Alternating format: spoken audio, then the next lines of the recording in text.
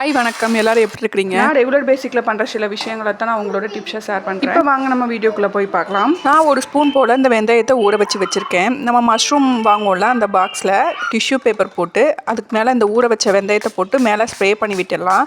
நீங்கள் உங்கள்கிட்ட ஸ்ப்ரேயர் இல்லைன்னா நீங்கள் கை வச்சு கூட தண்ணியை தெளிச்சிக்கலாம். ஒரு 5 இல்லை 7 டேஸ் கழித்து பார்க்கும்போது அது இந்த அளவுக்கு முளப்பு வந்திருக்கும். இப்போ இதை என்னென்னு கண்டுபிடிச்சிருப்பீங்கன்னு நினைக்கிறேன். இது மைக்ரோ கிரீன்ஸ் தாங்க. கீரையை விட பல மடங்கு சத்து அதிகமான மைக்ரோ கிரீன்ஸை நம்ம வீட்டிலேயே வளர்க்கலாங்க.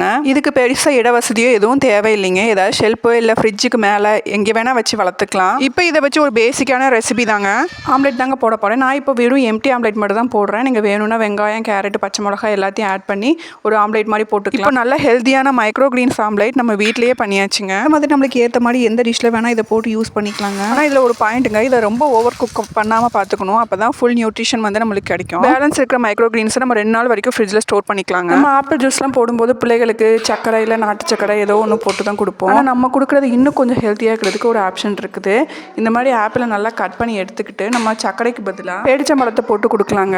இது சாஃப்டான பேரிச்சம்பழமாக இருந்தால் நம்ம அப்படியே போட்டுக்கலாம். சில சமயம் வந்து பேரிச்சம்பழம் ஹார்டாக இருக்கும் இல்லையா, அந்த மாதிரி சமயத்தில் பேரிச்சம்பழத்தில் கொஞ்சம் சூடான பாலை விட்டு ஒரு 1/4 மணி நேரம் ஊற வச்சுட்டு அதுக்கப்புறம் நீங்கள் அரைச்சி கொடுத்தா நல்லா திப்பி இல்லாமல் சூப்பராக ஆப்பிள் ஜூஸ் ரெடி ஆகும். பிள்ளைங்களும் நல்லா விரும்பி கொடுப்பாங்க, ஹெல்த்தியாகவும். அடுத்த டிப்புங்க, இப்போ தோசை பொடியெல்லாம் அரைச்சி வச்சுட்டா நம்ம கொஞ்ச நாள் யூஸ் பண்ணுவோம். சில சமயம் வந்து ஏர் டைட் இல்லாமல் நம்ம லூஸாக மூடி வச்சுட்டேன்னு வச்சுக்கோங்க, மூடியை அது பொடியெல்லாம் நமத்து போய் அதுக்கப்புறம் யூஸ் பண்ண முடியாமல் போயிடும். அதுக்கப்புறம் யாருமே அதை எடுத்துக்கவும் மாட்டாங்க. அப்படி இருக்கும்போது கடாயில் இந்த பொடியை போட்டு நல்லா லைட்டாக கொஞ்சம் ஃப்ரை பண்ணி நம்ம எடுத்து வச்சுக்கிட்டா நம்ம ஃபஸ்ட் டைம் அரைக்கும் போது எவ்வளோ ஃப்ரெஷ்ஷாக கிறிஸ்பியாக இருந்ததோ அந்த மாதிரி ஆயிடுங்க. நார்மலாக குழந்தைங்க பார்த்தீங்கன்னா கீரையை எடுத்துக்க மாட்டாங்க. அதுலேயும் முருங்கைக்கீரைன்னா சொல்லவா வேணும். நான் ஒரு கைப்பிடி போல் முருங்கைக்கீரை எடுத்திருக்கேன். இதை நல்லா அலசிட்டு ஒரு 2 நாள் நிழல்லையே காய வச்சிருக்குது.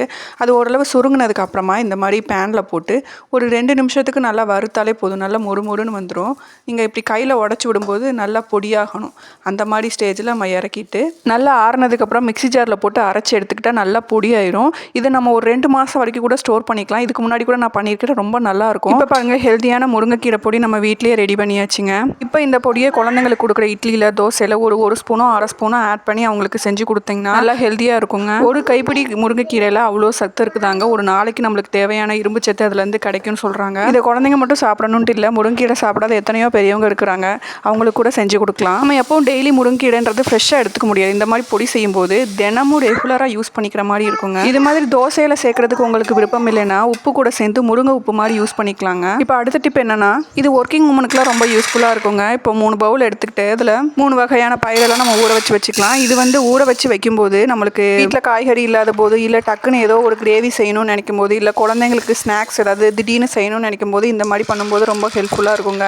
இது நல்லா தண்ணி ஊற்றி ஓவர் நைட் நல்லா சோக் பண்ணி வச்சுட்டு மறுநாள் இந்த 3 வகையான பருப்பையும் நல்லா 2-3 தடவை அலசிட்டு சுத்தமாக தண்ணி ஒரு சொட்டு கூட இல்லாமல் வடிச்சதுக்கு அப்புறமா ஒரு ட்ரையான துணியில் இந்த பயிரை போட்டு நல்லா பரப்பி விட்டுருங்க, ஈரம் இல்லாமல். இந்த பயிரில் இருக்கிற ஈரம் எல்லாம் போனதுக்கப்புறம் ஒரு பாக்ஸில் நல்லா ஏர் டைட்டாக ஸ்டோர் பண்ணி வச்சுக்கோங்க. இது 1 வீக் வரைக்கும் கூட நல்லா இருக்குங்க. தண்ணி துளி கூட இருக்கக்கூடாது. அப்படி இருந்தால் கீழே டிஃபன் பாக்ஸ் அடியில் பிசுன்னு ஆகி அதுக்கப்புறம் அந்த பயிர் வந்து வீணாக போயிருங்க. அதனால் நல்லா ட்ரை பண்ணிவிட்டு அதுக்கப்புறம் ஸ்டோர் பண்ணி வைங்க. இப்படி ஒரு 1 வீக் பண்ணி வச்சுட்டா போதுங்க. அந்த வாரம் ஃபுல்லும் நம்ம கொஞ்சம் கொஞ்சமாக வச்சு குழந்தைங்களுக்கு கொடுத்துக்கலாம். நான் இப்போ இதில் இந்த 2 வகையான பருப்பு, கொண்டக்கடலை, நிலக்கடலை 2த்தையும் மட்டும் தான் ஃப்ரிட்ஜில் எடுத்து வைக்க போகிறேங்க. அந்த பச்சை பயிரை வெளியே முளை கட்டி வச்சு ஏதாவது டிஷ் பண்ணிக்குவேன். சாலட்டு இல்லைனா தோசை ஏதோ ஒன்று பண்ணிக்குவேங்க. நான் ஒரு கைப்பிடி பூண்டு எடுத்துருக்கேங்க. அதை வடை சட்டியில் போட்டு லோ டு மீடியம் ஃப்ளேமில் வச்சு இந்த மாதிரி 5 நிமிஷம் வறுத்துட்டு வந்தீங்கன்னா இந்த மாதிரி கொஞ்சம் கருப்பாயிடும். அதுக்கப்புறம் நீங்கள் இப்படி லைட்டாக அந்த கையை வச்சு நசுக்குனாலேவும் அது தன்னால் தோலெல்லாம் உறிஞ்சிட்டு வந்துருங்க. ஆனால் அது கொஞ்சம் ஆறுனதுக்கப்புறம் பண்ணணும். இப்போ இந்த மாதிரி சுட்ட பூண்டு ரெடி ஆயிடுச்சுங்க. இது வந்து நம்ம அப்படியே கூட ஸ்டோர் பண்ணி வச்சுக்கலாம். இது டைஜஷன் அப்புறம் வாயு கோளாறு இருந்தால் இது வந்து நல்ல மருந்து. பட் நான் இதை வச்சு வந்து இஞ்சி பூண்டு பேஸ்ட் தாங்க ரெடி பண்ணிக்கிறேன். இது வந்து ஒரு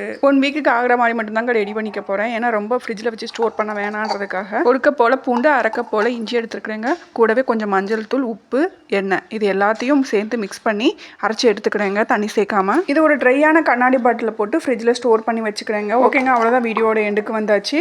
வீடியோ பிடிச்சிருந்தா லைக் பண்ணி சப்ஸ்கிரைப் பண்ணுங்கள். தேங்க்யூ.